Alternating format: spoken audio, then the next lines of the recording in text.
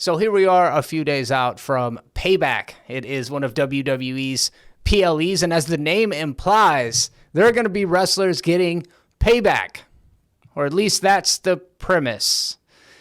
I don't know about you, and admittedly, I haven't been keeping up with wrestling as much over the last 2 weeks as maybe the 2 weeks before that, but it kind of feels to me like we're going into a Payback where none of the current storylines are seemingly getting paid back or getting paid off at all.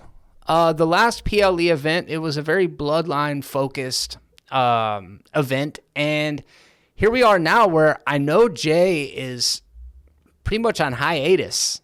Roman is seemingly always on some form of hiatus, and we don't know exactly what's going on with Jimmy.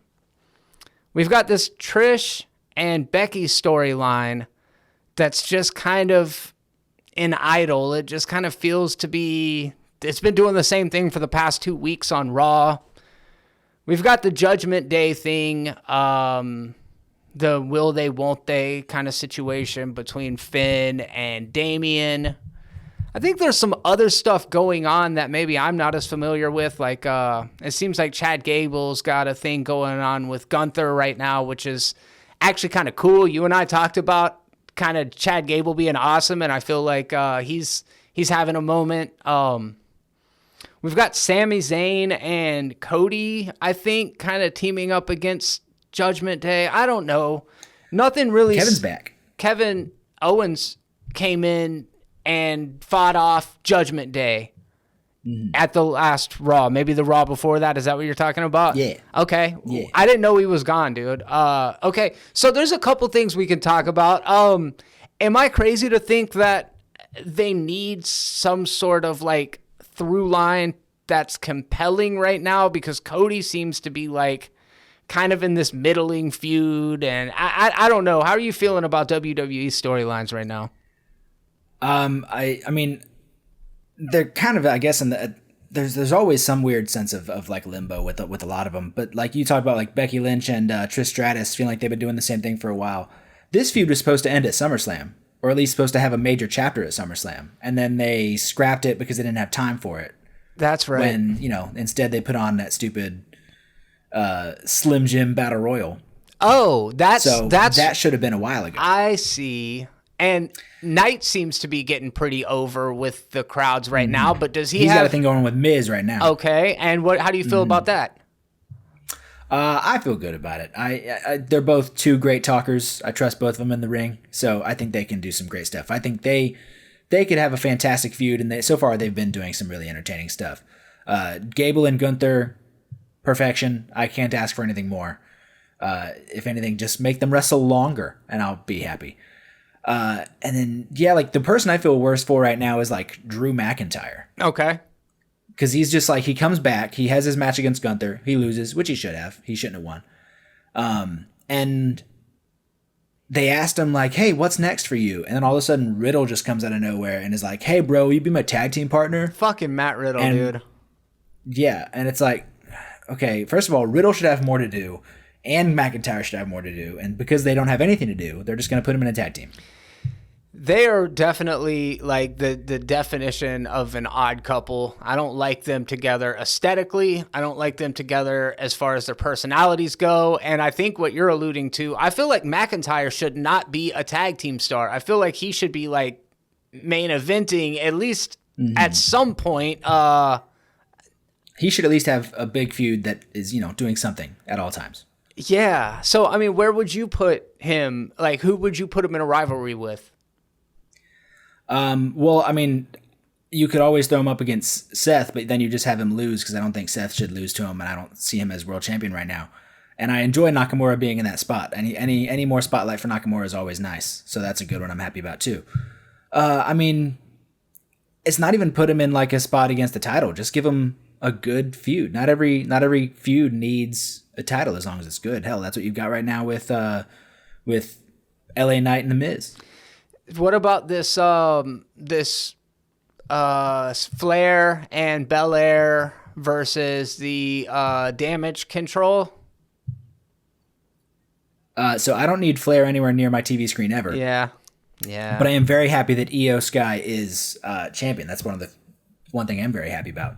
One underrated thing going with the women right now, and they've really turned just absolute crap into pretty fun gold, is the women's tag team championships right now.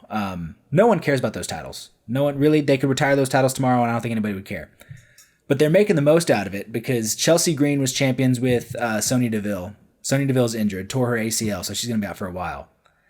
So she's like going around saying like, I need a new partner. And she's saying she's going to have like tryouts or something. But then Piper Niven comes in, who's a bigger girl. She's great. And she's this mean Scottish chick. And she's just like, nope, I'm your partner. Let's go. And their dynamic of like, Chelsea's going to go in, do her best, probably get beat up. She's probably honestly getting thrown into the danger by Piper Niven. And then Piper Niven is just going out and destroying folks. And like this last week at Raw, Chelsea's down on the ground. She's done for. She's hurt. And Piper Niven comes in, wins it easily by herself, and then picks up her title, picks up Chelsea, carries her out on her back. And Chelsea's just sitting there just like in pain as Piper Niven's just walking out with the title in her on her back. That's great. Like that's a fun thing where it's like they have a fun dynamic. That's a fun story to tell. Just take something awful and make something fun out of it. You know, I haven't even ever seen Piper Niven wrestle before. I'm familiar with her, but I guess I've missed a good chunk of these shows. It does seem like part of the blame for the female storylines does have to just rest squarely on the shoulders of WWE for constantly neglecting that whole side of the roster. But I just feel like that's symptomatic of, I think, what's happened with WWE in general, where like everything's been so bloodline focused that you take them out of the equation and now everything just feels like scattered and fragmented. And Judgment Day has been solid. Okay. How do you feel that they've been solid?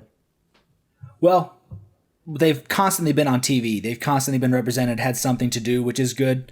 I remember I told you I don't want them to be fighting. I don't want them to be breaking up. I want them to be cohesive and strong. I like them maybe bringing in JD McDonough. I like that a lot. I'd like some more cohesion out of them. I like them very much as a group. I don't want them to break up anytime soon. Do you like them as a group? The fact that they're just getting the TV time is good. Or do you like Balor and Priest? I like all of it. Okay. I think Rhea's great. I think Rhea's got a great dynamic in it, her and Dom. I think the whole thing glued. I think I love that even though they are fighting, I love Rhea comes in and is like, hey, knock it off. We're not doing this. Like, we run this whole place. We are the group here. We are the dominance of Monday Night Raw, and we're not fighting here. Bringing in JD McDonough, possibly adding something to it. Speaking of not fighting, why the fuck hasn't Rhea had a match and it feels like 100 years?